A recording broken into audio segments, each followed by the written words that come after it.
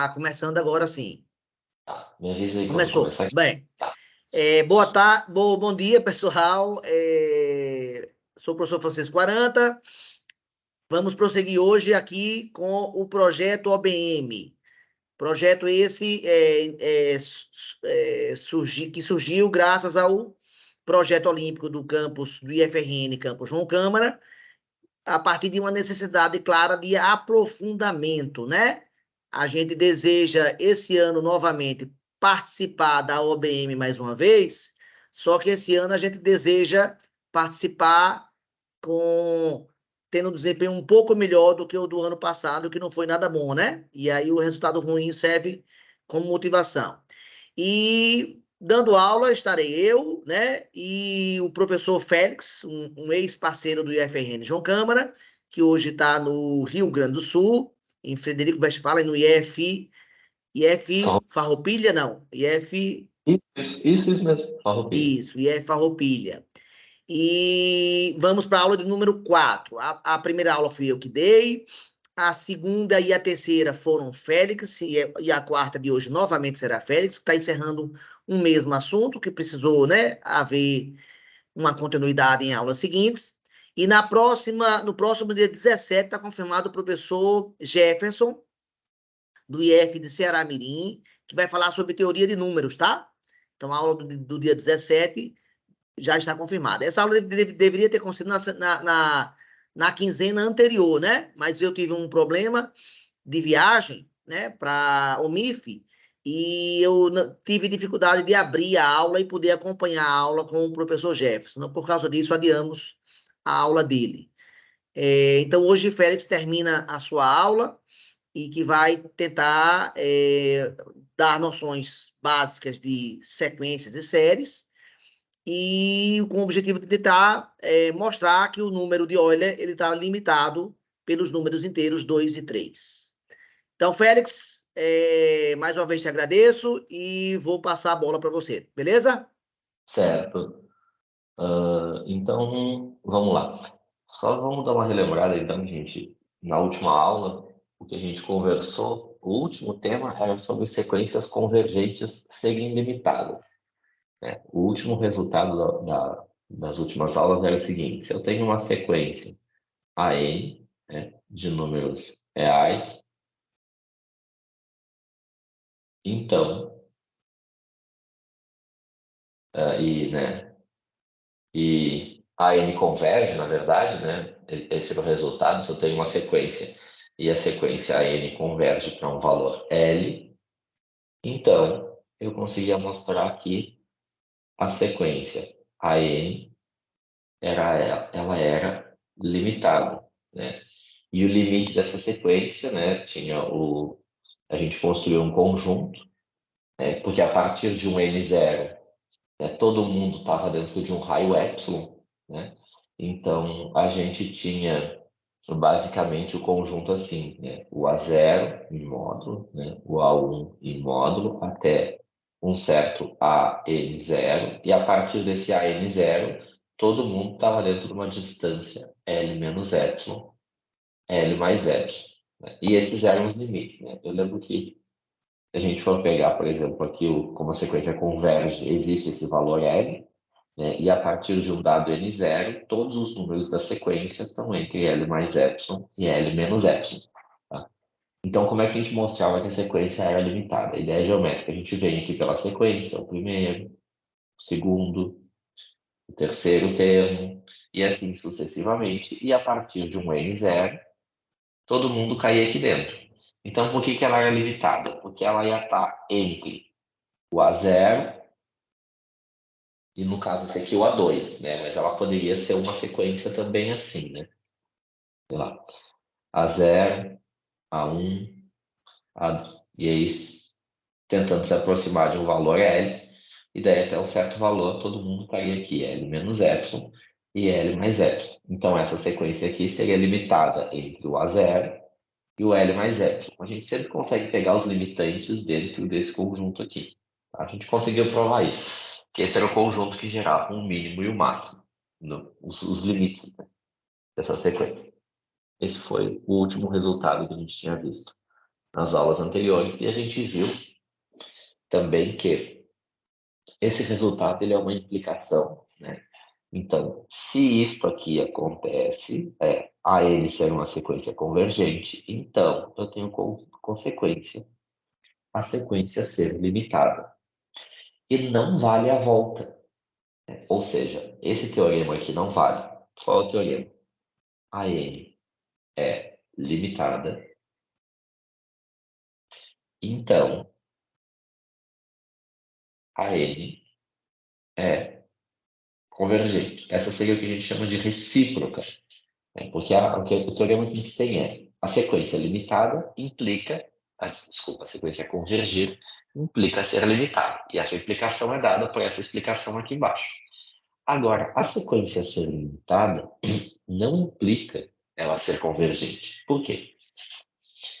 Vamos considerar uma sequência bem simples aqui. A sequência é assim: 1, menos 1. Então, a minha sequência é dada por A0 igual a 1, A1 igual a menos 1, A2 igual a 1, A3 igual a menos 1, e assim sucessivamente. Ou seja, o AN é menos 1 elevado na N. Né? Essa é a minha sequência. Essa é uma sequência limitada, porque todos os números da sequência estão entre 0 e 2. Deixa eu trocar a ordem aqui entre menos 2 e 2. Entre menos 1 e 1. Todos os termos dessa sequência estão entre menos 2 e 2. Certo? Então, todos os números da sequência estão limitados. Mas a sequência não converge, porque ela sempre vai ficar oscilando entre menos 1 e 1, menos 1 e 1, menos 1 e 1. Tá? Então, não tem como essa sequência convergir. Tá? Não existe um raio epsilon que todos os termos da sequência vão estar dentro desse raio.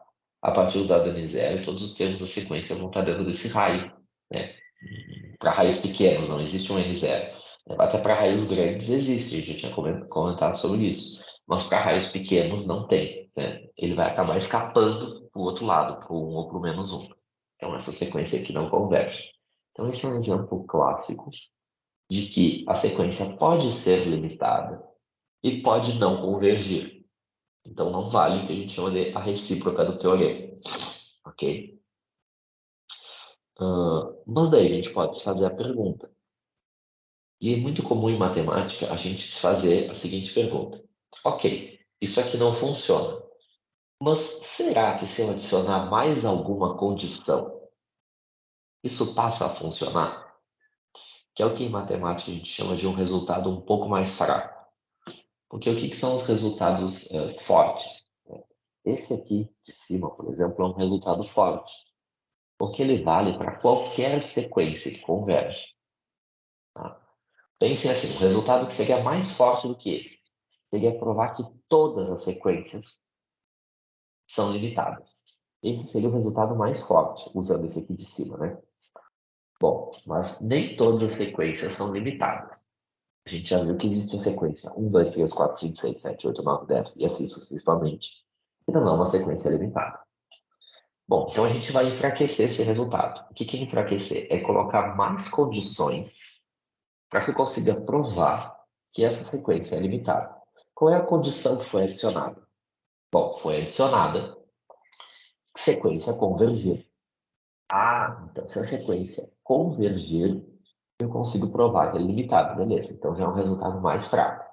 Não preciso ficar enfraquecendo mais o resultado, porque eu já consegui provar o meu objetivo. Mas daí eu posso pensar a recíproca. Será que eu consigo mostrar sequência limitada implica em convergir? Daí foi provado que não. Né? Que uma sequência ser limitada não significa convergir. E aqui está o exemplo que prova que não funciona. Porque em matemática, quando a gente precisa provar que um resultado não dá certo, é muito comum a gente mostrar um exemplo para que não funcione. Porque quando a gente quer provar que uma coisa de fato funciona, tem que provar que funciona para todos os casos. Quando tu quer mostrar que ela não funciona, tu precisa achar apenas um caso que não funciona. Então, eu achei aqui um caso onde o resultado não funciona. Tá?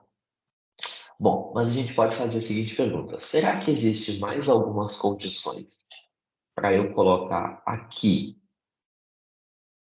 que vão fazer com que a minha sequência convirja? Sim, tá? Existem mais alguns resultados, ou mais algumas condições que podem ser colocadas para a gente provar que as sequências limitadas, então, são convergentes. Tá? Mas antes disso, a gente vai provar um resultado bem clássico dentro da análise, que qualquer um que for fazer matemática vai ver isso num primeiro curso de cálculo, só não vai ver a demonstração, né? Mas vai ter a ideia do que a gente chama de teorema do confronto. Muitos livros de cálculo um pouco mais despojados chamam de teorema do sanduíche. Esse é um resultado bem clássico do cálculo e ajuda bastante a resolver limites lá no cálculo. O que diz esse teorema? Que é um teorema dos mais clássicos. Ele diz assim: se a gente considerar três sequências, uma sequência AN, uma sequência BN e uma terceira sequência, desculpa, CN. E essas três sequências têm que satisfazer a seguinte propriedade. A sequência, todos os números da sequência AN têm que ser menores do que a sequência BN e tem que ser menores que a sequência CN. Isso para todos os N. Tá? Além disso, a sequência AN tem que convergir para um valor A. E a sequência CN tem que convergir para o mesmo valor, vou chamar de L, veja, o mesmo valor L. As duas convergem para o mesmo número. Tá?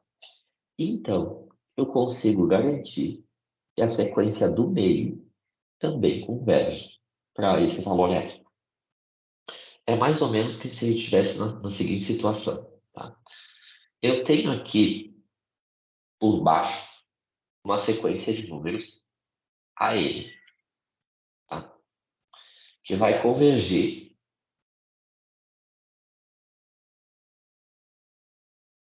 para um valor L.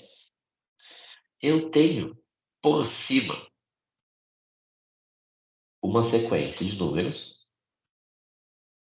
CNs, que também está convergindo para L. Então, aqui estão os CNs e aqui embaixo estão os ANs. Então, qualquer sequência que eu pegar aqui no meio, ela vai ter que ser prensada na direção do mesmo número, qualquer uma. Né? Por quê? Porque os valores dela estão sempre entre os As e os Cs. Então, conforme os termos da sequência vão aumentando, elas vão sendo prensadas, a sequência do meio vai sendo prensada em direção ao L. Por isso que a gente chama de teorema do sanduíche, porque as sequências elas fazem um sanduíche com a sequência do meio e empurram a sequência do meio para o valor de convergência que a gente quer. Então, ela é meio que prensada dentro dos valores do AN e do CN. Esse é um resultado bem clássico, tá? Que a gente trabalha lá no cálculo e ele ajuda muito no cálculo dos limites. Né? Se a gente consegue uma função que o limite que está entre duas funções, que eu sei que o limite é igual, eu consigo garantir que a do meio também tem o mesmo limite. Tá? Esse resultado aqui é bem clássico.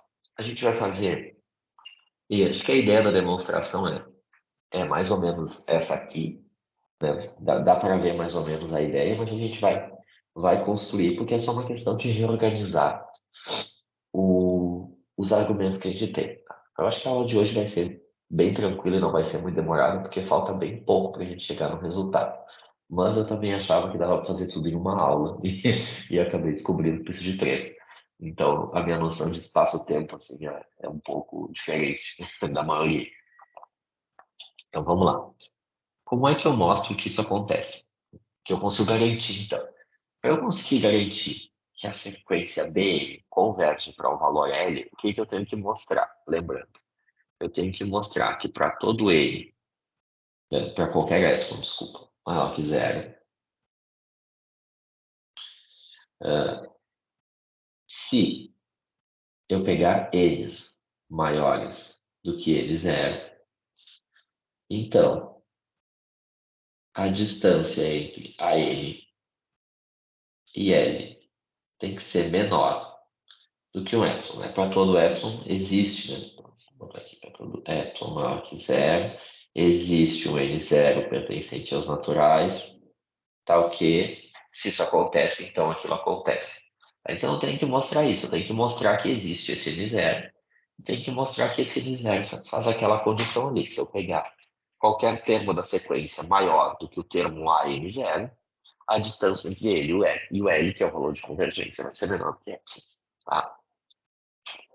Mas a gente tem algumas hipóteses aqui muito úteis. Uma delas é que as duas sequências, AN e CN, já são convergentes. Elas já convergem para o valor L. Então, o que a gente tem? Como a sequência AN converge para L, o que eu posso garantir? Que para qualquer epsilon maior que zero, existe, eu vou chamar isso aqui de N1. Tá? Existe um N1. Tá ok. Se eu pegar N's maiores do que esse N1, então a distância de AN menos L é menor do que epsilon. Isso porque a N converge.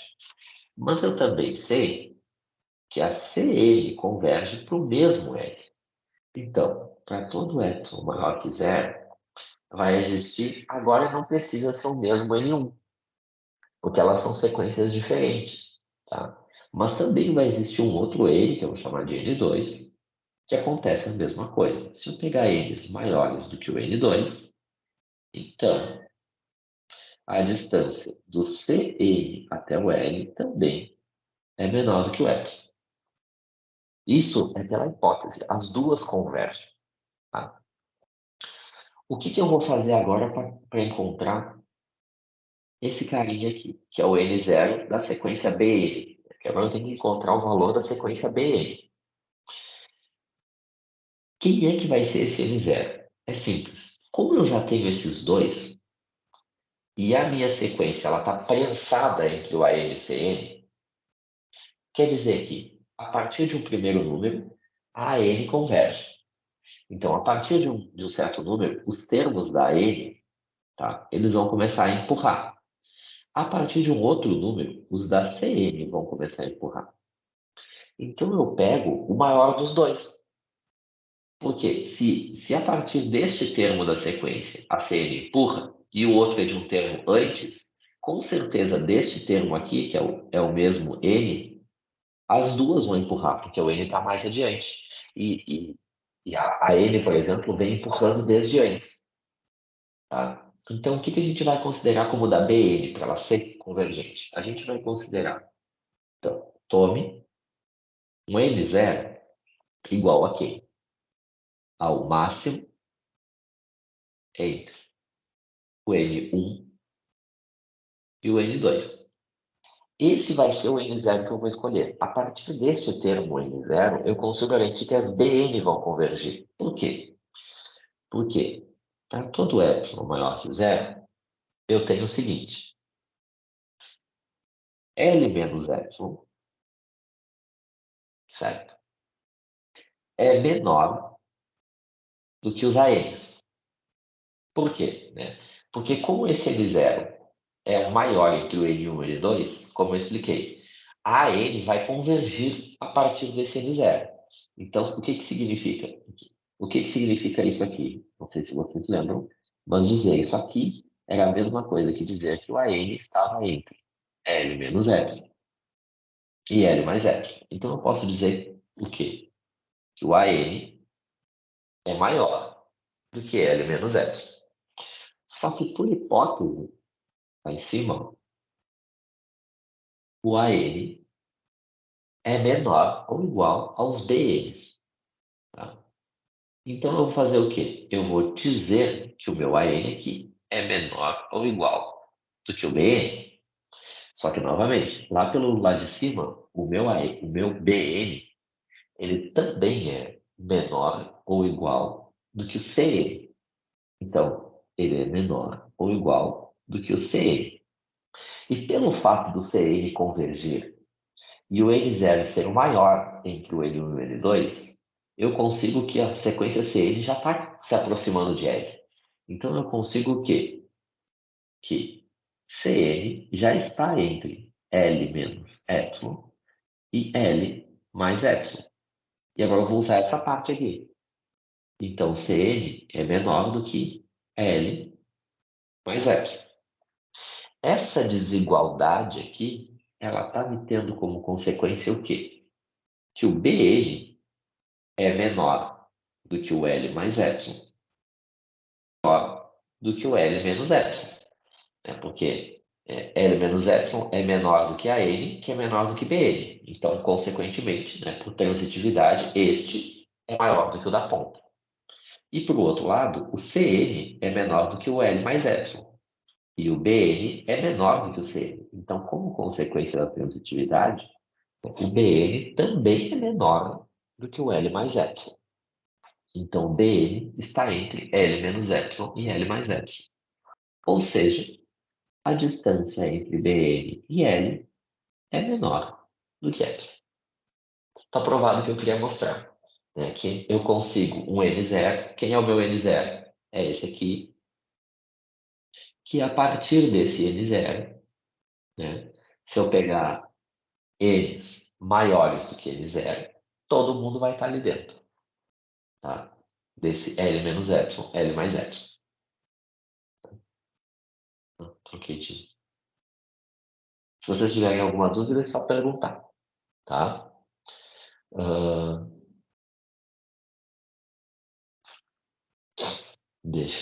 Bom, tem alguns exemplos, né? Se você pega uma sequência, por exemplo, pegar uma sequência bem simples assim, né? Sei lá, uma sequência menos 1 sobre N, né? E a sequência 2 sobre N, né? E essa sequência aqui se encaminha para zero, essa sequência aqui se encaminha para zero. Então, qualquer sequência aqui no meio, por exemplo, A1 sobre N, ela também vai ser encaminhada para zero, né? Existem vários resultados desse tipo, assim, que ajudam a mostrar. Às vezes a sequência é muito complicada, mas a gente consegue mostrar, por exemplo, e isso é uma coisa que a gente faz com frequência. A gente tem aqui uma sequência muito complicada, a gente não sabe trabalhar com ela. Mas ela é uma sequência de termos positivos, tá? Então ela vai ser maior do que zero. E a sequência do número zero, que é 0,000000000, ela nitidamente converge para zero. Se a gente conseguir mostrar que essa sequência complicada é menor do que 1 sobre n, eu sei sempre que essa sequência converge para zero. Então, por mais difícil que seja esta sequência e eu não saiba trabalhar com ela, ela também vai convergir para zero, porque ela vai estar prensada entre duas sequências que eu sei trabalhar. Tá? Então, isso é muito útil, no sentido de que, às vezes, eu consigo uma sequência que está entre um número, né, e uma outra sequência que xn, que converge para o mesmo número. Então, qualquer sequência aqui no meio também vai convergir para o mesmo número, para 2, tá? Notem que esse número tem que ser igual, tá? Porque a gente usou aqui, ó, o mesmo, a gente usou aqui o mesmo L na nossa prova, tá? Então, as duas sequências da ponta, a N e a Cn, elas têm que convergir para o mesmo valor. Senão, a demonstração não funciona. Tá? Não pode ser na ponta um 2, na ponta um 3, que a gente quer fazer com a sequência de Euler. Tá? Daí não dá certo o teorema do confronto. Tá?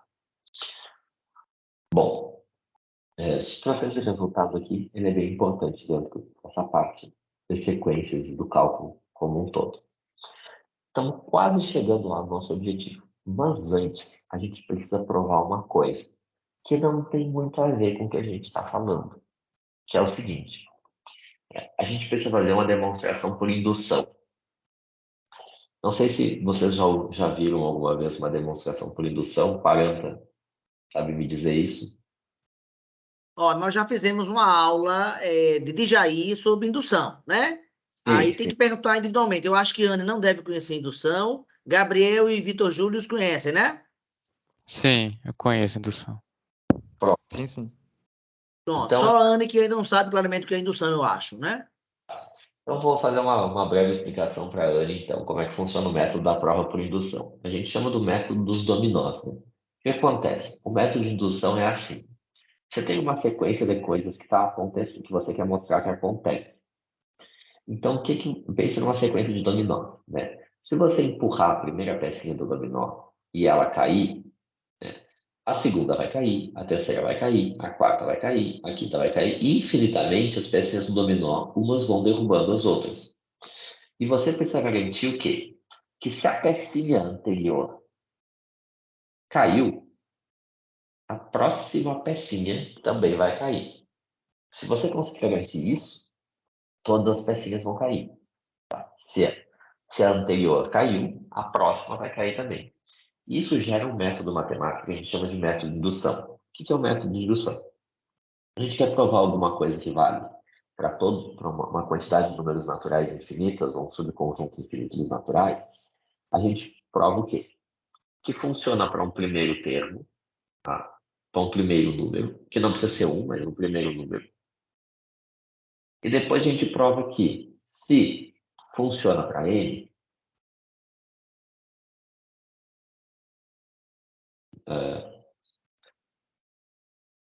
a gente chama assim de n implica n mais 1. Se a peça n cai, a peça n mais 1 também vai cair. Tá? Ou seja, a gente tem que provar que se o resultado valeu para n números, tem que valer para o próximo número também. O resultado que eu quero provar é o seguinte. Eu quero provar que o número fatorial, acredito que todo mundo aqui conhece o que é o número fatorial, quem é o 5 fatorial. 5 vezes 4 vezes 3 vezes 2 vezes 1. Quem é o 6 fatorial? 6 vezes 4 vezes 3 vezes 2 vezes 1. Quem é, sei lá, o 2 fatorial? Faltou 5 aí no 6 fatorial. Obrigado, Fabiano. 5, 4, 3, 2, 1. O 2 fatorial ou 2 vezes 1. Esses são os números fatoriais, né? O produto de todos os números até aquele ali que está escrito com exclamação. A gente quer provar que o número fatorial ele é sempre maior que uma potência de 2 anterior, desde que esse n seja maior do que o 2. Tá? Então, ou seja, não funciona para o número 1, por exemplo, né?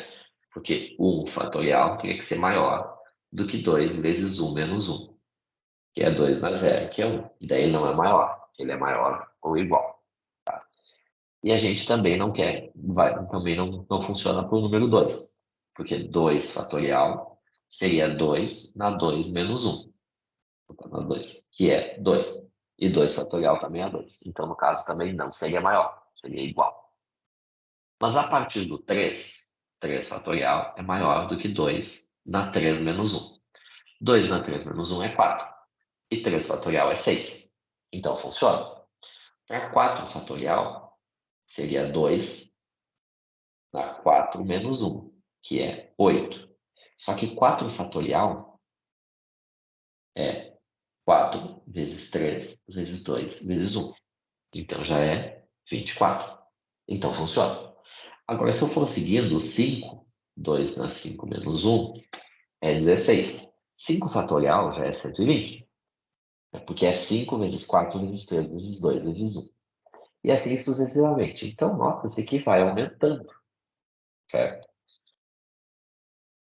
E que eu quero provar que isso funciona sempre. Intuitivamente, não é muito difícil de se pensar assim. Por quê? Pensem que o 3 fatorial é 3 vezes 2 vezes 1. E o 2 ao quadrado é 2 vezes 2 vezes 1. Bom, esses são iguais, mas esse já é maior. Se vocês pegarem o 4 fatorial, ele é 4 vezes 3 vezes 2 vezes 1. E o 2 ao cubo é 2 vezes 2 vezes 2 vezes 1. Então, além este aqui também é maior. Então, intuitivamente, a gente consegue perceber que, de fato, o n fatorial vai ficando maior do que as potências de 2. Porque os números que vão sendo multiplicados no fatorial são sempre maiores do que 2, a partir do n igual a 2. Tá? Mas a gente tem que provar isso matematicamente.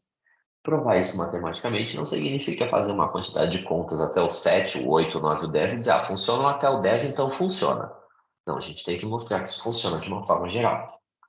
E aí a gente usa para isso o método da indução. Então, primeiro eu vou provar que isso funciona para n igual a 3, que é o maior, o primeiro natural maior que 2. Bom, essa conta já está feita aqui. Isso aqui mostra que funciona para 3. Por quê? Né? O 3 fatorial, como a gente viu, é 3 vezes 2 vezes 1, que é 6. E o 2 na 3 menos 1 é 2 ao quadrado, que é 4. E aí, como o 6 é maior que o 4, né? O 3 fatorial é maior do que o 2 ao quadrado, tá? Que é o 2 na 3 menos 1. Então, está provado que n fatorial é maior do que 2 na n menos 1, que é o primeiro caso, que é o caso n igual a 3. Então, a primeira pecinha do dominó cai. Agora eu tenho que garantir que se eu conseguir derrubar se a próxima pecinha caiu, depois dela, o seu sucessor vai cair também. Então, o que a gente faz? A gente supõe que a pecinha N funciona. Então, funciona até N. O que significa? Que N fatorial é maior do que 2 na N menos 1. E queremos mostrar que N mais 1 fatorial é maior do que 2 na N mais 1. 2 na N mais 1 menos 1. Né? Que o próximo, ou seja, em vez de colocar N, eu coloco N mais 1, isso funciona. Claro que aqui, essa conta vai dar 2 na N mais 1 menos 1, que é 2 na N. Tá? Então, no fundo, o que eu tenho que provar para completar a indução é que N mais 1 fatorial é maior do que 2 na N. Como é que eu vou fazer isso? Bom, vamos manipular esse N mais 1 fatorial. N mais 1 fatorial eu posso reescrever assim. N mais 1 vezes N fatorial. Para quem não está muito acostumado a trabalhar com os fatoriais, é só observar aqui. Ó. O 6 fatorial, ele é 6 vezes 5, 4, 3, 2, 1. E esse 5, 4, 3, 2, 1 é exatamente o 5 fatorial. Tá? Então, o 7 fatorial é 7 vezes 6 fatorial. O 8 fatorial é 8 vezes 7 fatorial. E assim sucessivamente. Tá? Então, eu posso reescrever o n mais 1 fatorial como sendo n mais 1 vezes o seu anterior fatorial, que é o n. Só que, por hipótese, o n fatorial é maior do que 2 na n mais 1. Então, isso aqui é maior do que n mais 1 vezes 2 na n menos 1. Ok? Também, por hipótese, eu estou pegando n's maiores do que 2. Então, se o n é maior do que o 2, o próximo número depois do n, que é o n mais 1, também é maior que o 2. Então, eu posso dizer que esta parte aqui certamente é maior do que 2. Porque se o n já é maior do que 2, n mais 1, que é o próximo, também vai ser. Então, isso é maior do que 2 vezes 2, n mais 1. E aí, propriedade das potências, né? 2 na n mais 1 é o 2 na n. E daí eu acabei de provar o quê? Que n mais 1 fatorial é maior do que quem? Do que 2 na n. Tá? Como eu queria provar. Então, eu consegui provar que os números fatoriais são todos maiores do que as potências de 2, a partir de um número n igual a 2. Isso vai ser útil lá na nossa demonstração do número de Euler. Tá? A gente já está quase chegando lá. Mas antes ainda, eu preciso de uma outra coisa, que daí eu não sei se a maioria de vocês já viu. Mas é o seguinte, a gente chama de binômio de Newton, né? Que é a forma generalizada de um produto notável. Tá? O binômio de Newton, ele diz assim, que se eu tenho um número A mais um número B elevado, vou fazer o binômio de Newton para casos pequenos, né? Para o caso ao quadrado, vocês estão bem acostumados a trabalhar. Isso é o quadrado do primeiro, mais 2 vezes o primeiro pelo segundo, mais o quadrado do segundo. O que acho que a gente chama de um quadrado perfeito, né? Depois tem o cubo. Como é que funciona com o cubo? É o cubo do primeiro, mais 3 vezes o primeiro ao quadrado vezes o segundo, mais 3 vezes o primeiro vezes o segundo ao quadrado, mais o segundo ao cubo. Tá? E assim sucessivamente. Tá? E existe uma fórmula, né, uma relação que é construída, né, para quando a gente quer fazer A mais B elevado na N. Isso aqui é assim. Primeiro é 1 vezes A elevado na N vezes B na zero, mais. Depois, o número combinatorial, que a gente chama, né? Combinações de N tomados 1 a 1, A na N menos 1, B na 1, mais. Combinações de N tomados 2 a 2, A na N menos 2, B quadrado. E assim sucessivamente até chegar no último. Tá? Quem é o último? Combinações de N tomados N a N, A na zero, B na N. Tá? Então, isso é o que a gente chama de binômio de Newton. E esse binômio tem muitas coisas legais, né? Esses números combinatoriais aí, que aparecem no meio, são uma das linhas do triângulo de Pascal, né? Para quem já conhece o triângulo de Pascal. Né? Então, tem muitas relações interessantes. A gente geralmente vê binômio de Newton quando a gente consegue ver aquela parte lá de análise combinatória. Tem muitas vezes o binômio de Newton é dado, às vezes o binômio de Newton não é dado.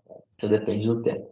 Mas ele é muito útil para fazer essas expansões de quadrado, de cubo, porque ele generaliza uma coisa que a gente estuda lá no ensino fundamental, que são os quadrados perfeitos. Tá? E a gente vai usar esse binômio de Newton no meio das nossas contas também. Ok? Esse binômio de Newton é uma ferramenta bem útil assim, para quem trabalha com matemática. Ele sempre ajuda a gente a resolver alguns probleminhas de abrir polinômios, tá? Porque esses números aqui são números combinatoriais, né? Para quem nunca viu combinatório, né?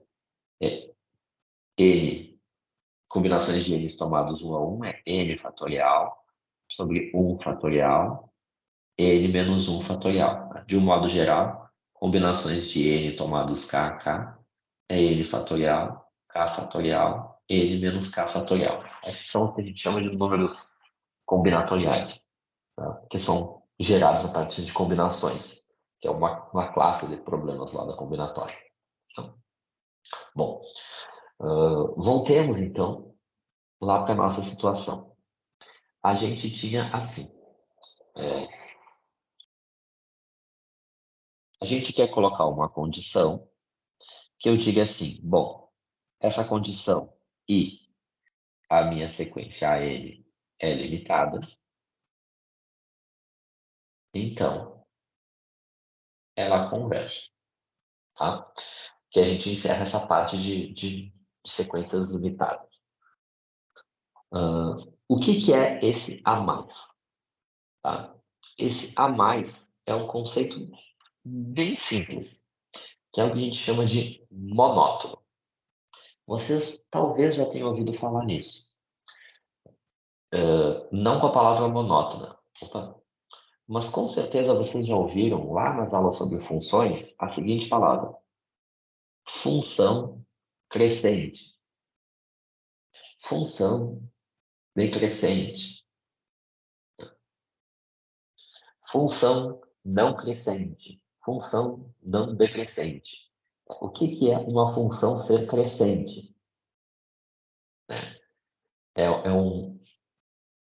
Se você tem uma função que ela é crescente, é uma função que vai sempre aumentando. Né? Se eu pegar um termo aqui, a sua imagem, e pegar um outro termo aqui, tá x1, x2, a sua imagem é maior. Ou seja, cada vez que eu vou andando em direção aos positivos no eixo do x, os y vão sempre aumentando, tá? Sendo sempre maiores do que os outros. Tá? Então, isso aqui é uma função ser crescente. Né? E ser decrescente seria o contrário. Né? Conforme eu vou andando adiante nos valores do x, a minha função vai diminuindo. Então, aqui eu tenho um x1 e aqui eu tenho sua respectiva imagem. Daí, se eu pegar um x2, a minha imagem é menor. Tá? Isso é o que é uma função ser decrescente. E a gente vai aplicar isso a sequências. Então, a gente vai dizer, por exemplo, que uma sequência ela é monótona, crescente, quando ela aumentar. Então, quando o primeiro termo for menor do que o segundo, for menor do que o terceiro, for menor do que o quarto, for menor do que o quinto, for menor do que o sexto, e for menor assim sucessivamente. Ou seja, conforme os números vão passando da sequência, ela vai aumentando. Um exemplo clássico da sequência é a sequência 1, 2, 3, 4, 5, 6 e assim sucessivamente. Essa é uma sequência crescente. Conforme eu vou andando, ela vai aumentando. E daí a gente tem também a sequência monótona decrescente. O que é a decrescente? Significa que o primeiro é o maior de todos. Então, o primeiro é maior que o segundo é maior que o terceiro é maior que o quarto é maior que o quinto é maior que o sexto, e assim sucessivamente. Né? Essa sequência, ela vai diminuindo, vai murchando. Tá? Então, por exemplo, a sequência 1 é maior do que 1 meio, é maior do que 1 quarto, é maior do que 1 oitavo, é maior do que 1 sobre 16 avos, e é maior, e assim sucessivamente. Essa sequência, ela é uma sequência monótona decrescente. A gente tem outros dois conceitos de monotonicidade, que a gente chama de monótona, monotonicidade. No sentido de ela vai sempre no mesmo tom, no mesmo ritmo, tá? Que são a monótona não crescente e a monótona não decrescente. O que é a monótona não decrescente?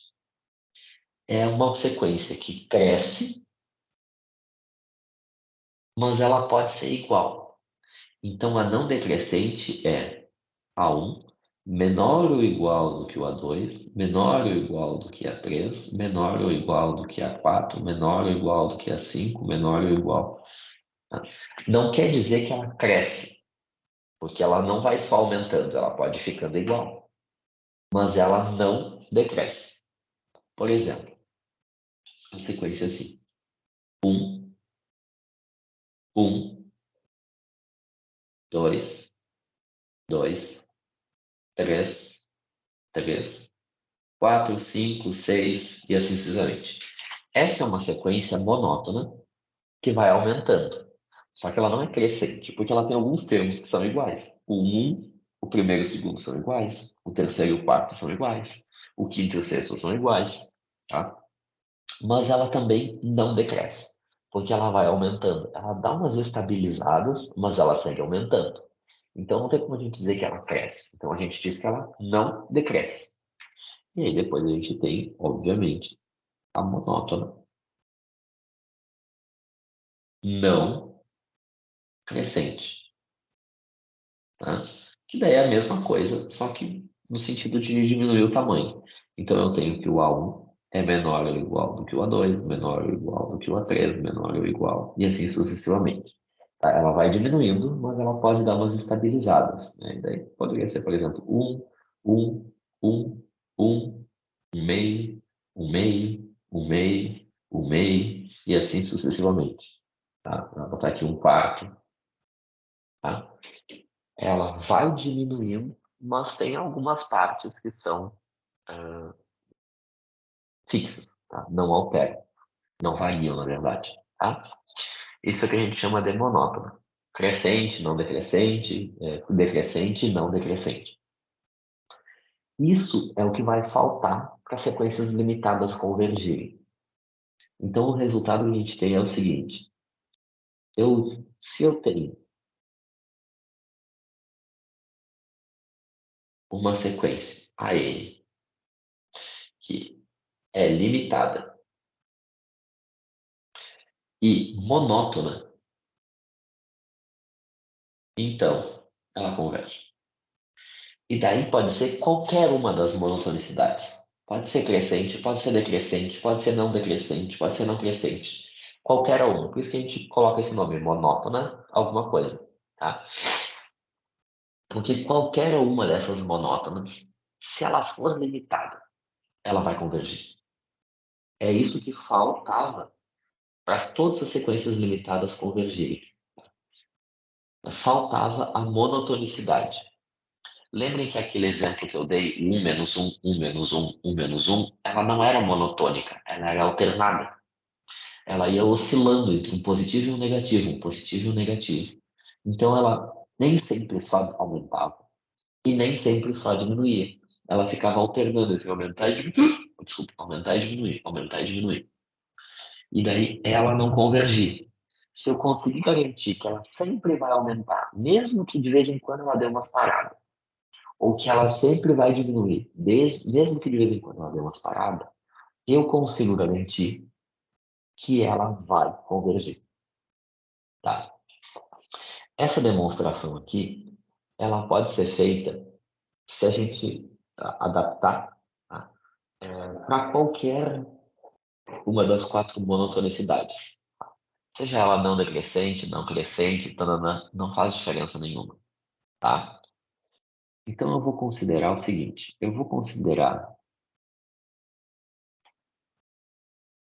a gente sempre escreve quando a demonstração não faz muita diferença a propriedade que a gente vai usar, basta a gente fazer uma adaptada, assim a gente fala sempre, considere sem perda de generalidade, tá? Significa o quê? Que mesmo que eu faça essa consideração, eu não estou perdendo a generalidade da minha demonstração, tá? Então, eu vou considerar uma sequência AN desse tipo aqui. A1 maior ou igual a 2, maior ou igual a 3, maior ou igual e assim sucessivamente, que é a nossa sequência não crescente, tá?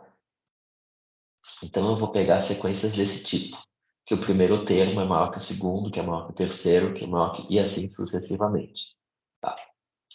Se eu pego uma sequência deste tipo, tá? Então, como a n é não crescente, quando eu peguei sequências desse tipo, essa sequência ela tem um número maior de todos, que é o limite superior. Quem é o número maior de todos? É esse aqui. Ele é o maior de todos. Então, como a n é não crescente, a1 é o é 1, na verdade, né? Limite superior para essa sequência, tá? Então, como existe um limite superior, né, o conjunto A1, A2, AN, né, que é dos termos da sequência, possui um supremo. Isso foi um resultado que a gente viu, né? Possui um supremo. E a gente vai chamar esse supremo, que é o maior de todos, de S. Tá? E daí vocês lembram que existia uma diferença entre o supremo do conjunto e o máximo do conjunto. Né? O supremo, ele não precisa estar dentro do conjunto, né? E o máximo, obrigatoriamente, está dentro do conjunto. Tá? Então a gente vai dizer que como essa sequência ela é limitada, a gente provou lá que todo o conjunto limitado superiormente possui supremo, e todo conjunto limitado inferiormente possui ínfimo. Então, como esse conjunto aqui ele é limitado superiormente, ele tem um supremo, que a gente vai chamar de F. E o que a gente vai fazer? A gente vai mostrar que essa sequência converge para esse supremo. Tá? Então, vamos lá. Deixa eu ver só uma coisa aqui.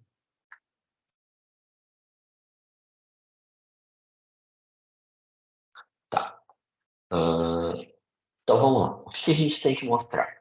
Se eu quero mostrar que a sequência converge para esse supremo, nós vamos mostrar que para todo epsilon maior que zero, existe um n0 pertencente aos naturais.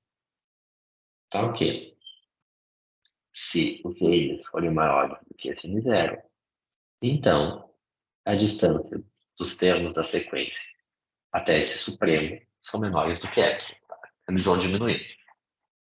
Bom, o que acontece aqui? Como S é um supremo, qual era a definição de supremo? A definição de supremo era assim, que dado um epsilon maior que zero, sempre existiria uma situação desse tipo. Existiria um número entre o supremo e o supremo menos epsilon. O que S ser o supremo do conjunto significava? Significava que se eu desse um empurrãozinho no S, eu conseguiria um número da sequência ali dentro. Tá? É isso que significava o supremo. Tá? O supremo significava exatamente isso. Tá? Deixa eu fazer um desenho para vocês aqui, para vocês lembram, né? O S era supremo de um conjunto, né? Que está um conjunto. E o S era um supremo se eu fizesse o quê? Se eu desse um empurrãozinho no epsilon para dentro em direção ao conjunto e eu conseguisse aqui números do meu conjunto. Tá? Isso é que era ser o supremo. Tá? Numa das nossas primeiras definições, que era de supremo. Tá? Bom, então, como esse é o supremo, eu consigo esse N0 dessa forma. Tá? Que para qualquer epsilon que eu quiser, tem que existir esse N0, que quando eu dou um empurrãozinho, isso aqui acontece. Tá?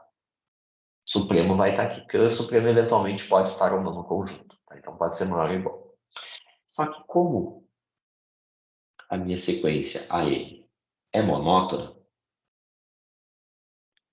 nesse caso aqui monótona, não crescente, significa que esse termo aqui, tá?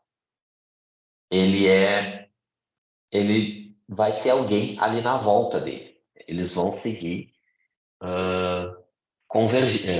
desculpa, eles vão seguir um sendo maior ou menor do que o outro. Tá? Depende do tipo de crescimento que eu coloquei. Aqui eu coloquei os não crescentes. Tá? Então, para números maiores do que o N0, para termos depois da sequência do N0, os termos que vão vindo atrás, né? Lembrem que o ser não crescente é A1 maior do que A2, maior do que A3, maior do que A4 e assim sucessivamente. Tá? Então, quando eu pegar um N0 fixado, né, o 3, por exemplo, esse aqui vai ser o meu N0. Então, para todo o N maior do que o 3, né, o 4, o 5, os termos da sequência são menores. Tá? Então, o que acontece aqui? Como a sequência é monótona não crescente, né, para todo o N maior do que o meu N0, eu tenho assim, S menos epsilon menor ou igual do que o AN, menor do que o AN0, que é menor ou igual que o S. Ficou claro isso? Pensem assim, ó, se eu pegasse o meu N0 igual ao terceiro, os maiores, né, o 4, o 5, o 6, ó. Então, se eu pegar o terceiro, aqui em cima, ó, o A4 é menor, O A5 também é menor. Só que aqui, ó, a gente tem que pensar só na boquinha da desigualdade, né?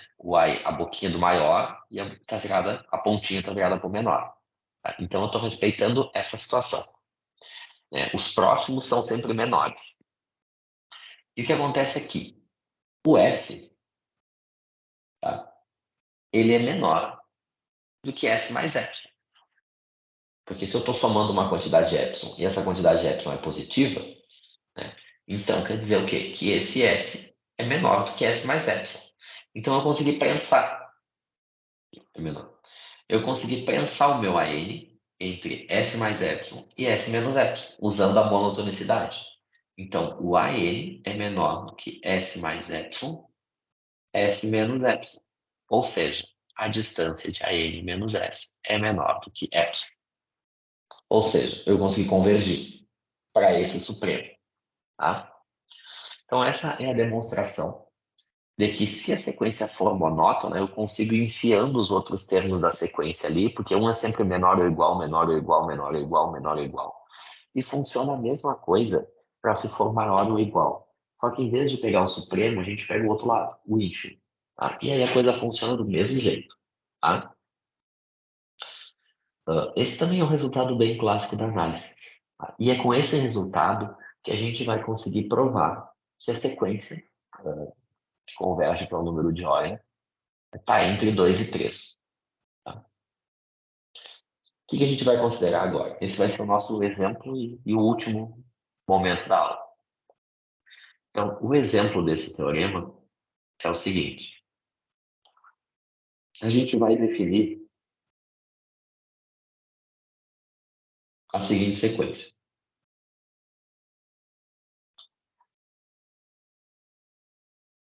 1 mais 1 sobre n na n. Tá? E vai mostrar que essa sequência converge.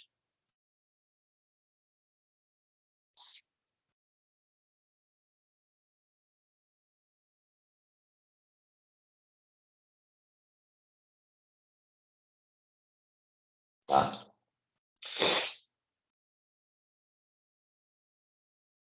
E para mostrar que essa sequência converge, a gente vai mostrar o quê? Que ela é limitada e que ela é sempre crescente. Se a gente conseguir mostrar que ela é limitada e que ela é crescente, então ela converge. Pelo resultado anterior, porque toda sequência monótona e limitada é convergente. Então, eu vou usar esse resultado para provar que essa sequência converge. E essa sequência aqui, né, ela vai ter um limite se ela converge. E esse limite é o que a gente vai chamar de número de Euler. Então, o que eu estou dizendo aqui? Que o número de Euler, ele é um número que é aproximado por essa sequência. Quanto mais eu aumentar esse n, eu vou chegando cada vez mais perto do número de Euler. Porque o número de Euler, ele é um número irracional. Então, ele é o limite de uma sequência, né? Eu não expresso ele com todas as suas casas decimais. Ele é um limite de uma sequência. E que sequência é essa? É essa aqui, 1 mais 1 sobre n elevado a n. Okay? Intuitivamente, não é muito simples ver que essa sequência converge. Por quê? Porque apesar dessa potência aqui ir aumentando, esta fração aqui vai diminuindo. Então, mesmo que eu faça essa potência para ir aumentando o valor do número, né, aquela fração ali vai diminuindo, isso poderia ir gerando números menores, tá? Mas é 1 mais, né? Então, esse 1 mais é o que vai garantindo os maiores. E o mais difícil aqui nesse resultado é mostrar que ela é uma função, ela é uma sequência crescente. E para isso a gente vai usar o binômio de Newton, ok? Porque ele é exatamente o caso do binômio de Newton, onde isso aqui vai ser o meu A e isso aqui vai ser o meu B. O fato do 1 ser o A dá uma facilitada no binômio de Newton, né? Porque eu vou ter sempre potências de 1 ali. Então vamos escrever isso aqui como binômio de Newton. Então a primeira coisa que a gente vai fazer é vamos mostrar que 1 mais 1 sobre n na n é crescente. Ou seja, esses números, conforme eu vou aumentando a potência do n, vai aumentando. Tá? Então, vamos começar assim. Pelo binômio de Newton, a gente pode reescrever isso aqui da seguinte forma. 1 mais 1 sobre n pode ser escrito como 1 vezes 1 na n vezes 1 sobre n a zero, mais combinações de n tomados 1 a 1 vezes 1 na n menos 1 vezes 1 na n, tudo isso elevado na 1, mais combinações de n tomados 2 a 2 vezes 1 na n menos 2 vezes 1 sobre n ao quadrado. E assim sucessivamente, tá? Até o último termo da sequência, que são combinações de n tomados n a n, que no fundo é 1, vou escrever 1 aqui direto, tá? Vezes 1 na zero, que também é 1, vezes 1 sobre n elevado na n. Então, isso pode ser escrito em termos binomiais assim, né? 1 sobre n na zero, mais combinações de n tomados 1 a 1, 1 sobre n, mais combinações de n tomados 2 a 2, 1 sobre n ao quadrado, mais combinações de n tomadas 3 a 3, 1 sobre n ao cubo, porque a outra parcela é sempre potências de 1, tá? E assim sucessivamente até combinações de n tomadas n a n, 1 sobre n na n, tá?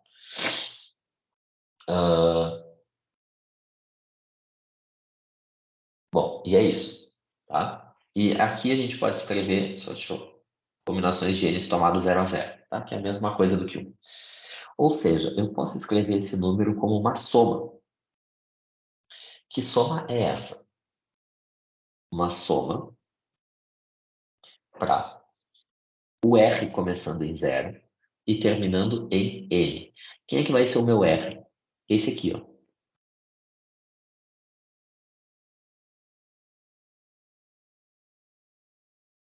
Esses que eu circulei são os que variam.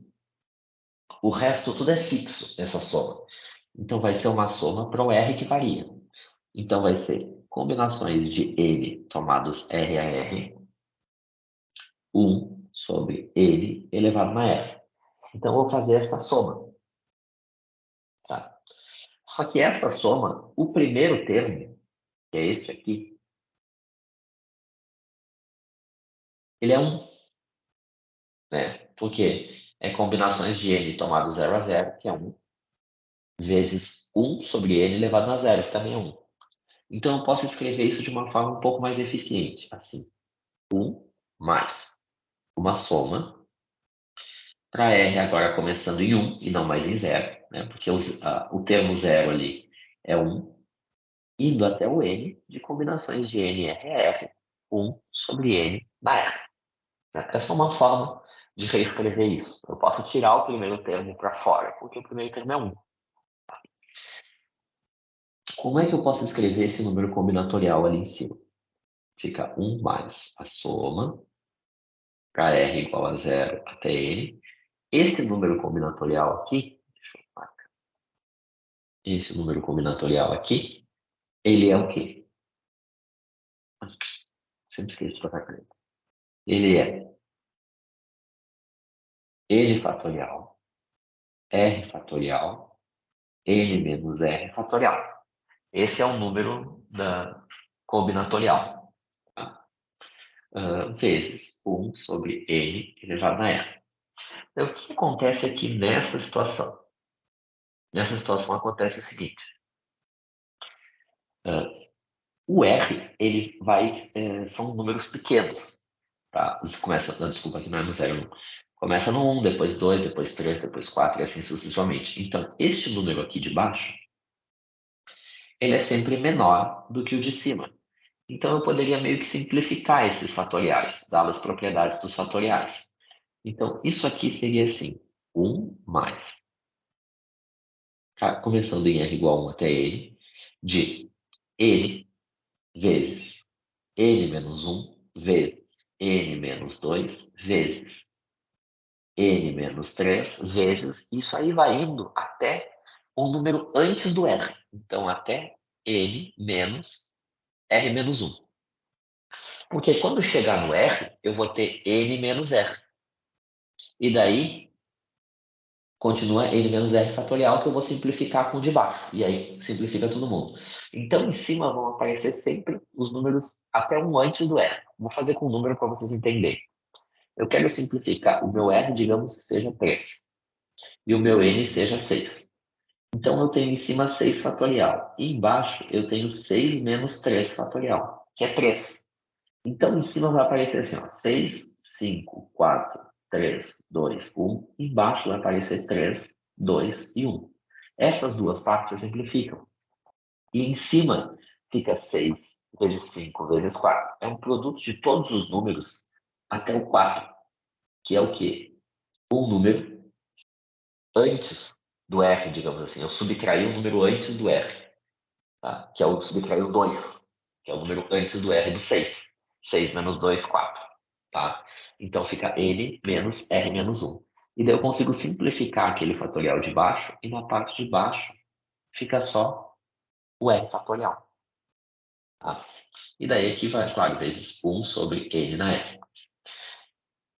Bom, aqui eu tenho um sinal aqui, né? Eu tenho um sinal de menos na frente do r. Né? Então a situação é assim: 1 mais a soma para r igual a 1 até n, de n vezes n menos 1 vezes n menos 2, e assim sucessivamente até n mais r menos 1, divididos por r fatorial, vezes 1 sobre n na r. E daí agora é que vem uma jogada. E daí essa jogada aqui, ela é meio estranha, mas vamos lá. Como é que a gente faz aqui? A gente vai reescrever assim. É tudo uma questão de reescrever as coisas. Vou colocar esse r fatorial para frente. 1 sobre r fatorial. Por enquanto eu não vou mexer nele. Eu vou mexer naquilo ali e nas potências de r. Aqui eu tenho r potências. Tá? E em cima eu também tenho r. Tá? Porque como eu ia até de n até r menos 1, né? Ó, lembre que aqui embaixo eu tinha o r era 3 e em cima eu fiquei com 3 parcelas. Tá? Então eu sempre vou ficar com a quantidade de parcelas igual ao número de r.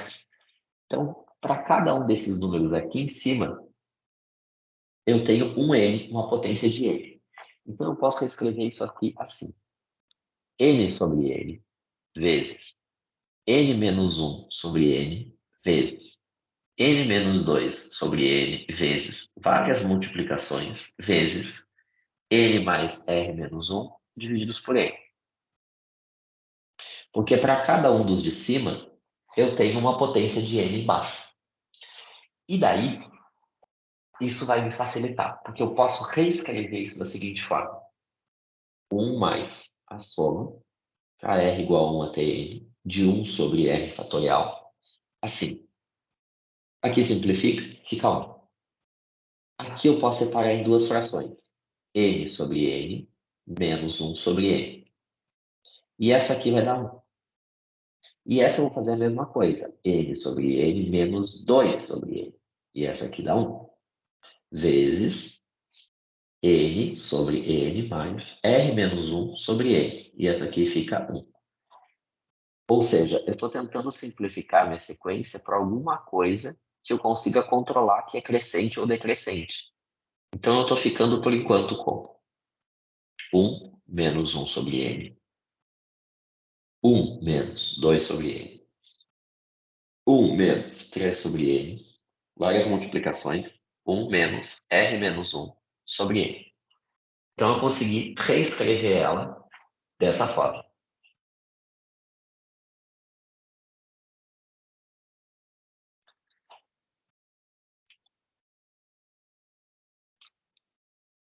Cheguei aqui. Tá? Eu preciso mostrar, então, que ela é maior, que ela é crescente. Tá? Nessa expressão aqui.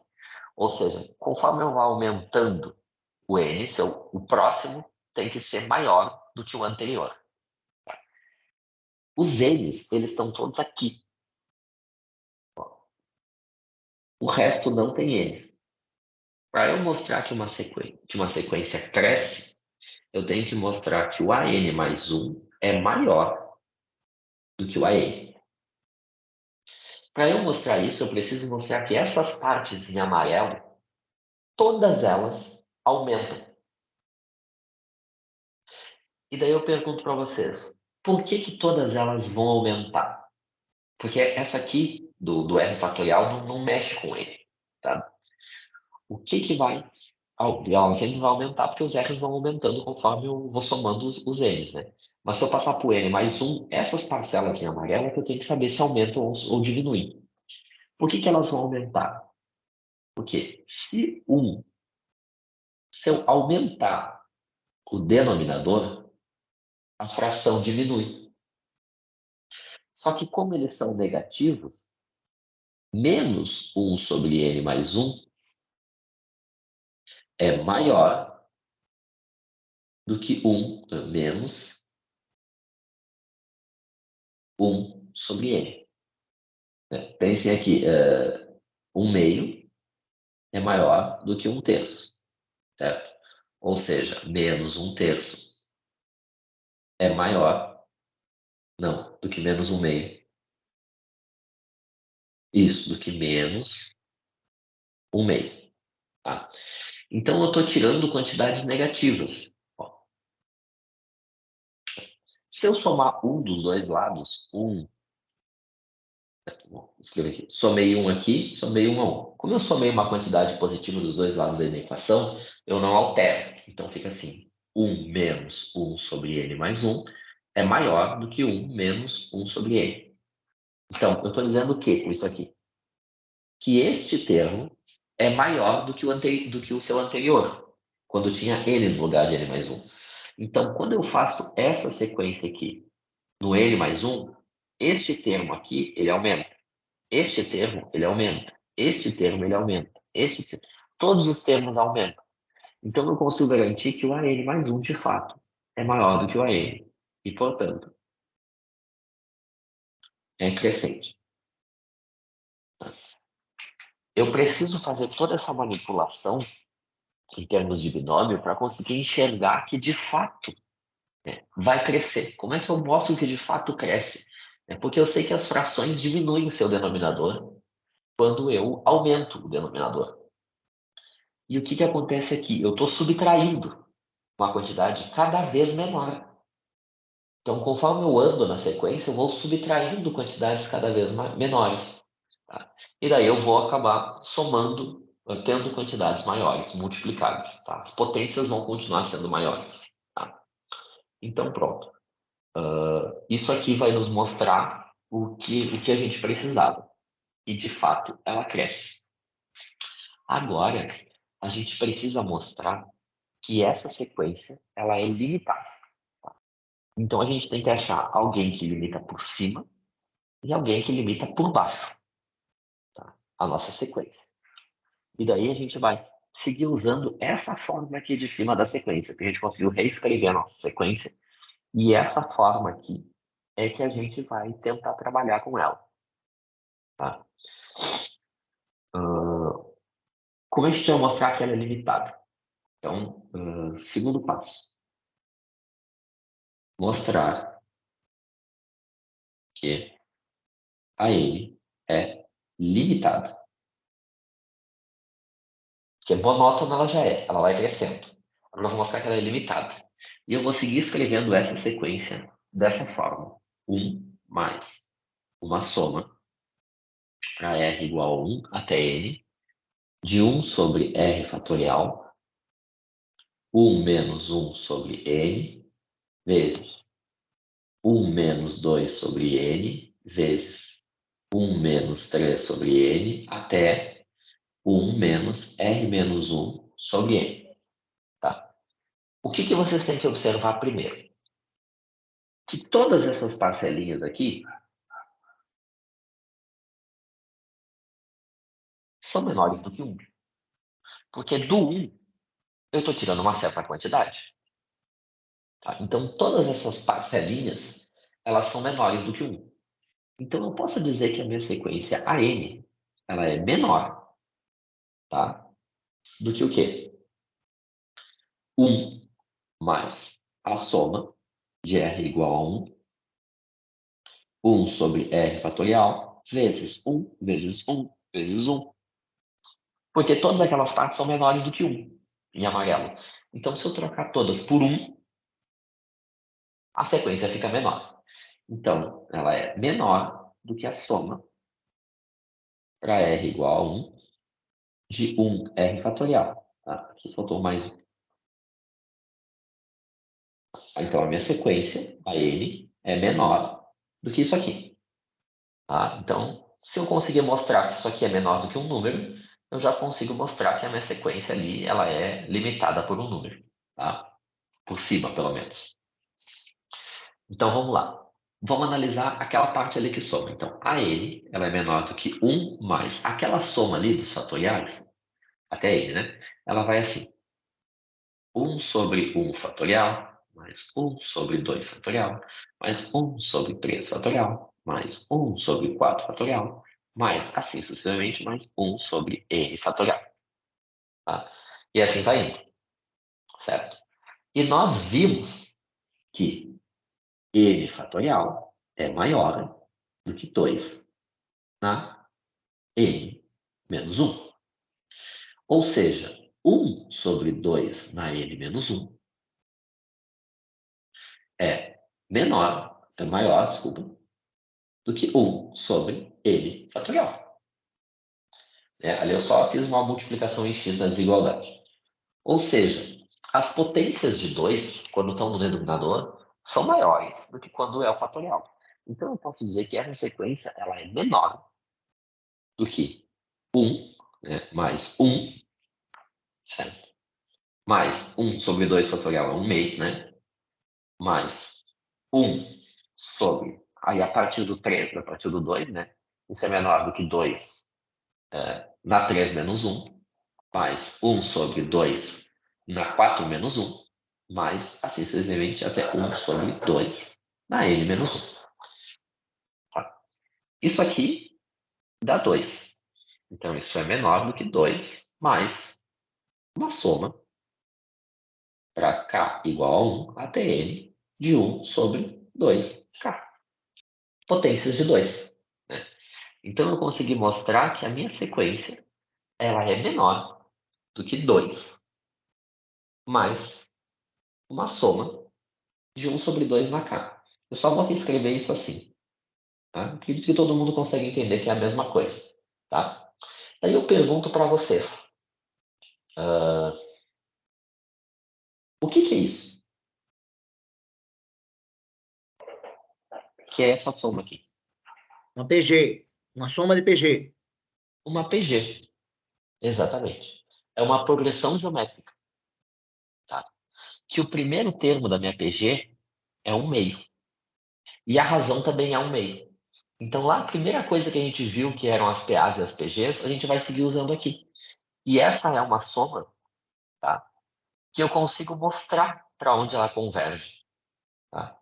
A convergência dessa soma, o valor dessa soma aqui, ela é exatamente 1 meio sobre 1 menos 1 meio. Porque esse n ele vai aumentando muito. Eu posso aumentar esse n para quanto eu quiser. Um n suficientemente grande. Tá? Então, essa sequência vai aumentando esse n. Né? E esse valor aqui, no caso. Ele pode ser tão grande quanto eu quero.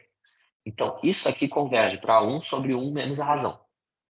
Só que essa conta aqui é 1 meio dividido por que é 1. Então, eu consigo mostrar agora que o AN ele é menor do que 2 mais 1. 3. Então, o que eu tenho é que o AN é menor do que 3. Só que se vocês lembrarem, a minha sequência ela era monótona, crescente. Ela ia aumentando. E o primeiro termo da sequência, vou voltar lá na sequência original, é 1 mais 1 sobre 1 dá 1, que é 2. E como ela era crescente, depois disso só ia aumentando. Então, todo mundo tem que ser maior do que 2. E eu acabei de mostrar, então, que a n é limitada. Como ela é monótona e limitada, eu posso dizer, então, que a minha sequência AN, que é 1 mais 1 sobre n na n, ela converge para um número, que eu vou chamar de E. E, além disso, esse número E, ele é um número entre 3 e 2, porque a minha sequência é limitada. Tá? Então, com isso, a gente consegue mostrar que essa sequência aqui, né, que a gente vai definir como sendo a sequência cujo limite é o número de Euler, ela converge. Então, de fato, existe esse número. Esse número de Euler, ele de fato existe. Né? E ele vai ser o limite dessa sequência. Se eu fosse aumentando esse valor de n, eu vou me aproximando do número de Euler. E ainda eu consigo mostrar, pelo método de demonstração, né, que ela é uma sequência limitada. E ainda consigo dizer quem são os limites, 2 e 3. Então, eu estou dizendo o quê? Que esse número ele vai estar entre 2 e 3. Para vocês verem como é que isso vai se aproximando do número de Euler, a gente pode ir pegando números da sequência, por exemplo.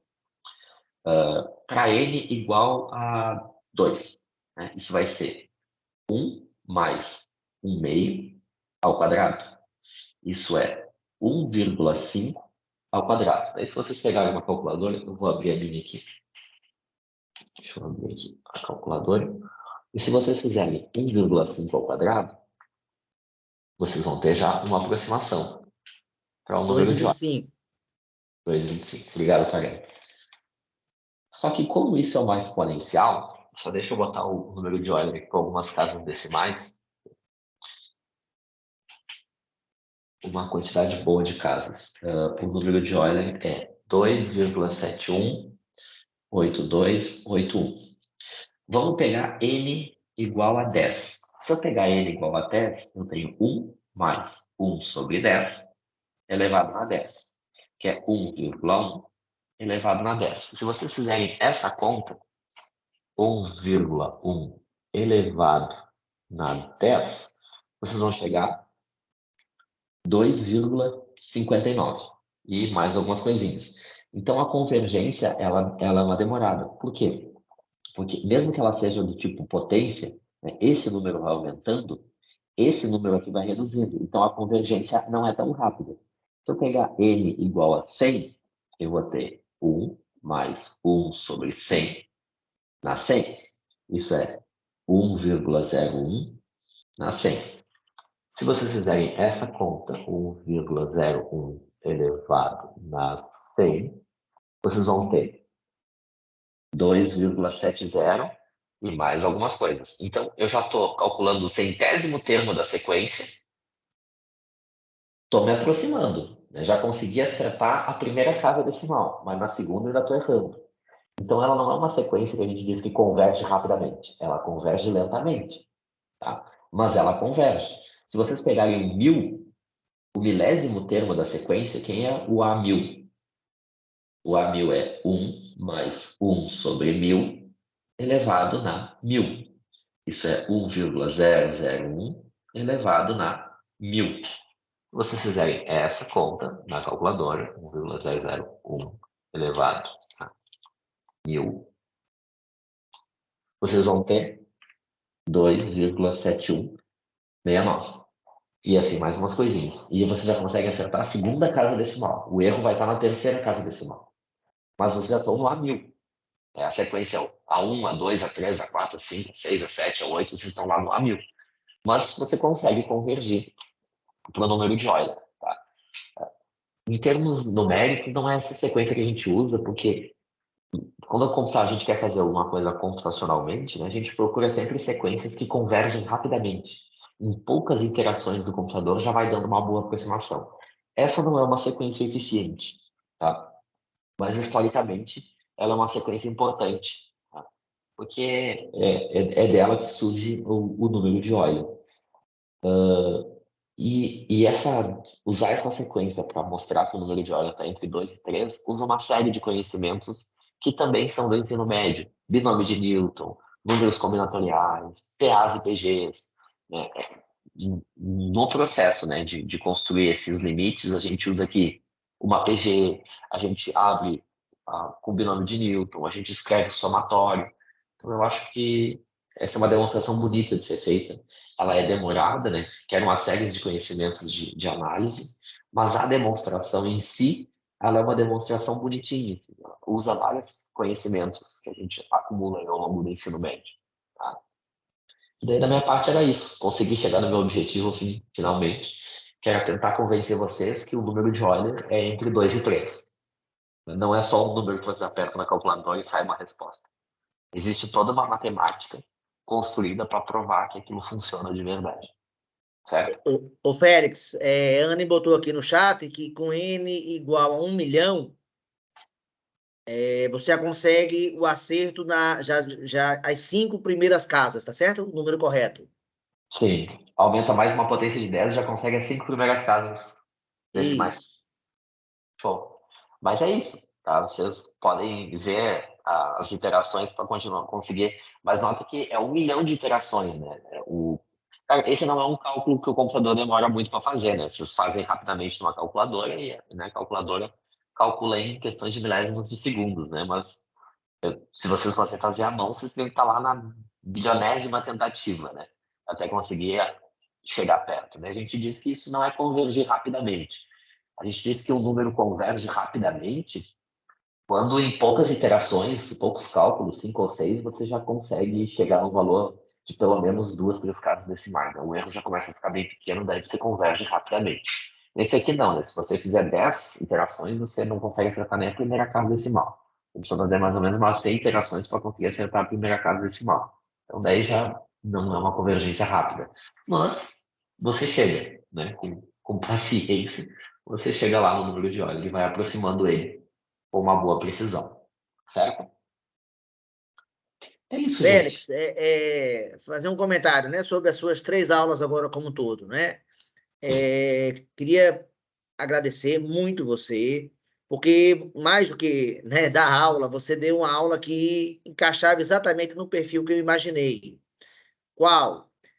A gente criar bons problemas e problemas que busquem algum tipo de aprofundamento no conhecimento dos alunos, né, que são alunos do ensino médio. Esse problema que você trouxe, né, provar que o número de Euler, né, quer dizer, é o resultado de uma sequência que converge, né, e que está entre 2 e 3, eu diria que não é nenhum problema assim extremamente relevante do ponto de vista prático, né? Mas Não, ele é maravilhoso, porque para chegar nesse resultado, a gente revisa diversas coisas indispensáveis para a prova da OBM, que esse era o objetivo principal desse conjunto de aulas. Então, ao tocar em PG, ao tocar em binômio de Newton, ao tocar em fatorial, ao tocar em números binomiais, você né, faz aquele apanhado. E a questão da OBM, se torna difícil justamente por, numa mesma questão, misturar muitas coisas. Então, não basta do ser bom em um tópico, né? Tem que ser bom em muitos tópicos. E bom a ponto de acessá-lo rapidamente, né? E de usar como resultado. Então, a aula foi perfeita, Félix, assim, maravilhosa. E para mim, já adiantei na outra aula, né? Que aquele truque de manipulação de desigualdades me fez lembrar o meu sofrimento aos 18 anos lá da UFRJ, tá certo? Quando eu não entendia aquela prova, aquela comparação, aquela desigualdade de forma alguma, né? E a gente sim. trabalha muito pouco desigualdades. Essa É, sua aula foi mestra nisso, né? Tocou em muitas desigualdades. Trabalhamos com desigualdades quase que, né, ao longo das 3 aulas. E aí, acho que enfatiza para quem está assistindo, seja presencial, seja quem for assistir depois, como tem que ser bom em desigualdades. para Sim. provar uma série de coisas que virão pela frente na matemática. E desde já, Félix, te convido, quer dizer, o cronograma do nosso projeto. Daqui a 15 dias, a aula vai ser dada por Jefferson. Daqui a Uhum. 30 dias, daqui a um mês, vai ser dada por mim. E aí, a aula daqui a 45 dias, se você quiser imaginar um outro assunto aí para dividir com a gente, de antemão está convidado, tá certo? Certo, vou pensar em alguma coisa assim. Eu só não sei te dizer se eu não vou estar de férias, que eu não sei mais ou menos. Se isso for dar em Pronto, julho, aí não tem problema. Aí a gente translada a aula sem nenhum problema, tá? Sempre que juntar num sábado que você está impossibilitado, a gente translada, sem problema.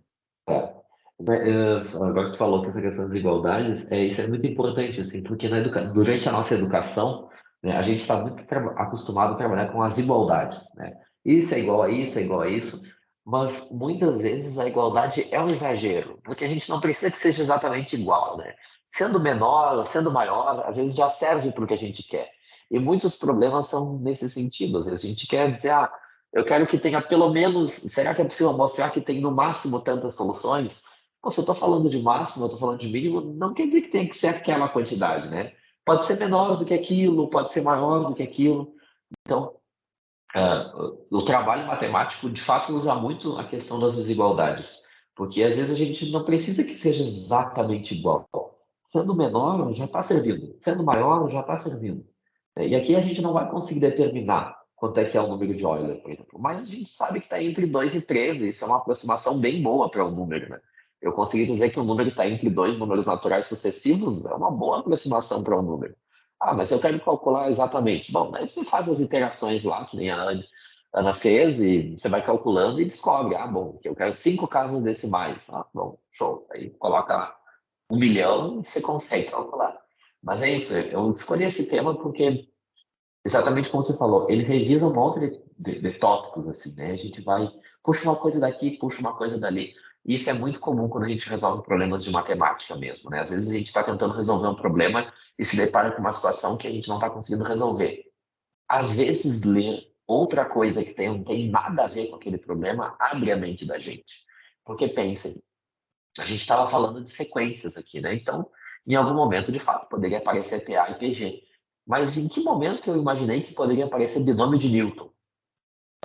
Então, às vezes, a gente está olhando para um problema de matemática e vai lá assistir uma aula de geometria, né? E está resolvendo um problema de álgebra. Vai lá assistir uma aula de geometria, assiste uma aula de funções. E aí, quando você tem uma ideia para resolver aquele problema, você pensa, nossa, isso aqui funciona no que eu estou tentando resolver. E daí você vai lá e faz aquela conta, mexe naquilo ali, e daí você consegue avançar. Então, às vezes, também você ficar muito em cima de um problema e ficar focado nele, às vezes acaba te bitolando no problema, porque você não enxerga ele de umas outras perspectivas. Então, isso é uma coisa que a gente tem que praticar também, é aprender coisas novas e de outras áreas para tentar aplicar os conhecimentos que a gente está tentando resolver. Certo? Então, muito obrigado. Eu queria só um comentário aí, Gabriel, Ana e Vitor. Alguma fala aí de vocês sobre as 3 aulas? Atores. O que é que vocês acharam? Licença, professor, posso falar? Pode Claro. falar, Anne. Foi maravilhoso, professor. Eu fiquei muito, muito, muito surpresa. Ainda estou surpresa, estou colocando um monte de número aqui para chegar cada vez mais perto. E eu estou muito surpresa como com algumas manipulações de números, substituições, desigualdades, chegou nesse resultado. Eu estou muito surpresa.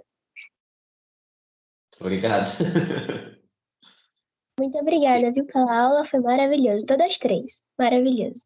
Eu ainda não vi nem PA nem PG, mas esse aspecto assim amplo, nossa, foi maravilhoso. Pronto. Pense a dificuldade, né? Ela não viu nem binômio de Newton, nem PA, nem PG, Félix, né? Mas Mas aí quando ela chegar lá, ela vai dizer, nossa, eu já vi isso aí. e vai ser um Eu- passeio, né? Vai ser um passeio, com certeza.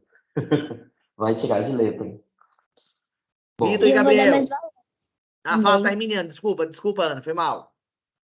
Não, professor, eu vou dar mais valor a essas aulas de PA, de PG, de binômio de Newton, porque eu sei que elas vão ser fundamentais para resolver coisas muito maiores.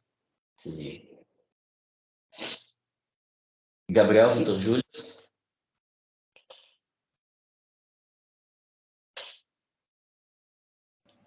Eu não tenho muito o que falar, porque é a primeira aula que eu assisto ao vivo, né? Então, muitas coisas foram meio confusas para mim, mas deu para...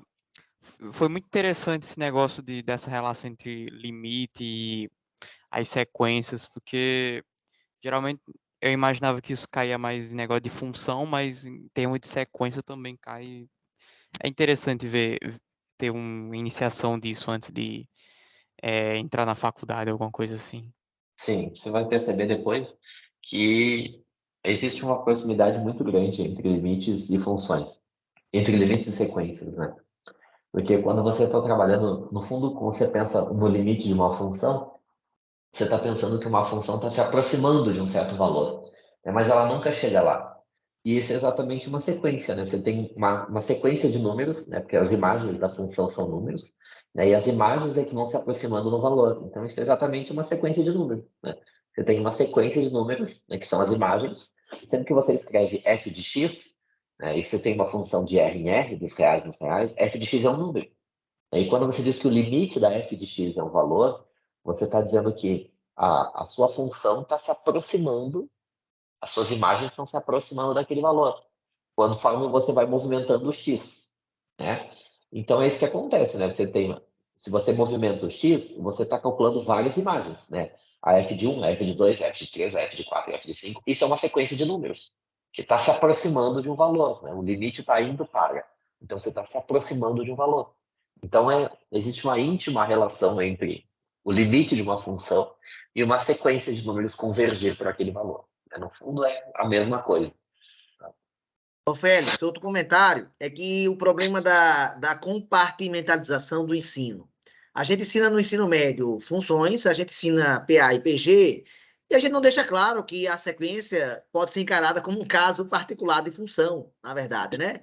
Exato. Não se restringiu, né, o domínio, fizer o domínio, né, dos naturais, né, a partir do 1, você dá exatamente a sequência. E isso não é abordado, assim, não é colocado como se os assuntos não se comunicassem.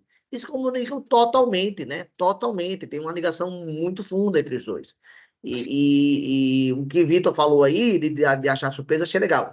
Outro comentário, Félix, é que Vitor e Gabriel, qual é a motivação dessas aulas desse projeto? Surgiu quando Vitor, Gabriel e Hugo, que não está presente, fizeram a prova da OBM ano passado e eu achei uma prova muito difícil, né? E a gente precisar, então, aumentar o nosso conhecimento desse processo. Então, os dois logo se motivaram né, a participar desse projeto com essa clareza de que a gente precisa, se a gente não está vindo bem numa prova, em vez de ficar culpando a prova, ou o professor, ou qualquer outro agente externo, você tem que perceber o óbvio, né? Que talvez o conhecimento que você tem que ter para aquela prova não está suficiente, você tem que aprofundar, né? Sim, sim. Você tem que abaixar a cabeça e estudar. Né? Você tem que Isso. assumir as culpas, né? Você não pode ficar culpando os outros. Você tem que dizer, olha, se eu não estou conseguindo passar na prova, porque talvez me falte conhecimento. Eu tenho que correr atrás e tenho que procurar pessoas que também queiram aprender isso e vamos lá, né? Vamos sair da inércia. Mas isso que você falou das funções, eu já dei algumas vezes cálculos de várias variáveis, né? E a primeira coisa que eu digo para os meus alunos quando eu dou cálculos de várias variáveis é: vocês já estão acostumados a trabalhar com funções de várias variáveis. Ninguém nunca disse isso para vocês, né? Quando a gente monta uma matriz, por exemplo, né, a gente tem a lei de formação de uma matriz, é uma função de duas variáveis, né? Você tem que determinar o valor da entrada da matriz com base em duas informações, linha e coluna, né? Isso é uma função de duas variáveis, né? Quando você quer calcular o gasto, alguma coisa, né? Você tem lá consumo de quanto você gastou de luz, quanto você gastou de água, quanto você gastou de condomínio. São todas variáveis, né? E aí você já tem três variáveis, né? Luz, água e condomínio, né? Então, a gente trabalha com funções, muito pouco a gente trabalha com funções de uma variável na vida, assim, né? Só que ninguém nunca te disse isso, né? E às vezes é exatamente o que você falou, né? Você não enxerga funções, sequências como funções, talvez só porque nunca ninguém te falou que é uma função. Mas no fundo é uma função, né? Assim como uma matriz também é uma função de duas variáveis, né? Mas isso é bem interessante, assim. Tem que pensar. E, na verdade, achou pouco, Félix? Tem um terceiro assunto, né, que você estuda também, com o nome de matemática financeira, juros simples, juros compostos, novamente recai em sequências, né? Pode recair em sequências, mais uma vez. Então, 3 assuntos que as pessoas estudam, parece que são 3 fórmulas diferentes, né, que às vezes as pessoas usam para a mesma coisa, Exatamente a mesma coisa. né? Então, fórmula de PA, fórmula de função de primeiro grau e fórmula de juros simples, no fundo, são a mesma fórmula, né? Dizendo, usando parâmetros diferentes. Como eu digo para meus alunos, não sabe fazer com laranja, só com maçãs, né? Você troca o nome das letras é outra coisa. Né? Você não consegue enxergar o padrão matemático por trás, né? É isso que a gente tem que investir, enxergar o Isso, matemático, né? exatamente. Menos em memorização de fórmulas e mais na compreensão do padrão que está por trás da fórmula, né? Isso, exatamente. Bom, Ó, Gabriel escreveu aqui no chat, ele não está podendo abrir o microfone, tá? Mas ele falou aqui, ó, gostei muito, porque já irei estudar no próximo semestre. Félix explicou de forma simples o assunto. Um professor meu me falou que a matemática é uma coisa só, apenas divide em áreas para facilitar seu estudo. E aí ele pede desculpa por não abrir o microfone, porque está com meio barulhento, tá certo? Mas só que Gabriel, então, já se manifestou também aqui, tá, Félix? sim. É isso, né? Matemática é um grande bolo, a gente tem que saber um pouco de cada coisa, porque, no fundo, a gente só divide em áreas que é para questão de burocracia mesmo, né? Ô, Félix, eu desafio você a encontrar uma escola de ensino médio no Brasil que participe de mais Olimpíadas de Matemática do que nós vamos participar esse ano, viu? É, nós já participamos de 7 até agora e Nossa, tem previsão de mais 5, Félix. nossa, a galera vai sair treinada. Esse mês. O grande incentivador desse processo é Vitor Júlio, tá? Que ele está ssendo premiado em quase todas, Félix. Ó, meus parabéns. Por que será que eu tô pedindo para participar, né? É, agora teve, ó, por volta do dia 21, né? Tava lá em Fortaleza, na UMIF. Quando chegamos de volta, na quinta-feira seguinte, participamos da Matemática Sem Fronteiras. 4 equipes lá do campus participaram, 51 alunos, Félix, participaram. É, aí o pessoal também, durante a UMIF, já estava fazendo a segunda fase da OMU. E aí eles entregaram na segunda-feira agora passada a prova online. Remoto, né? Entregou, durou uma semana. E aí, se forem aprovados agora, Félix, a terceira fase é em Campinas. Aí eu vou com a galera para Campinas se alguma equipe classificada, certo? Ah, que legal, meus parabéns. E essa semana foi o dia da loucura do ano, que eu costumo dizer que é meu pior dia do ano, né? Que foi o dia da aplicação da prova da OBMEP. Sim. E assim, e ainda vai ter agora a Olimpíada Estadual, sem ser, né? Tá marcado agora, a gente vai aplicar no dia 12. Não sei se você soube, Félix, se houve um problema na OBMEP esse ano do vazamento do gabarito. Sim, fiquei sabendo. Aqui no campus, a colega que aplica a prova estava bem chateada com essa situação, assim, né? Que, Isso, mas para a gente, Félix, vai afetar muito pouco, porque desde 2016 que eu já tenho o hábito de selecionar os alunos, não pelas notas apenas, mas além das notas, o interesse. E eu meço o interesse do aluno pela frequência ao projeto olímpico, sabe? que Então, para mim é fácil, não vai mudar muita coisa. Agora, claro que a gente está com cerca de umas 50 notas suspeitas, né, no campus inteiro.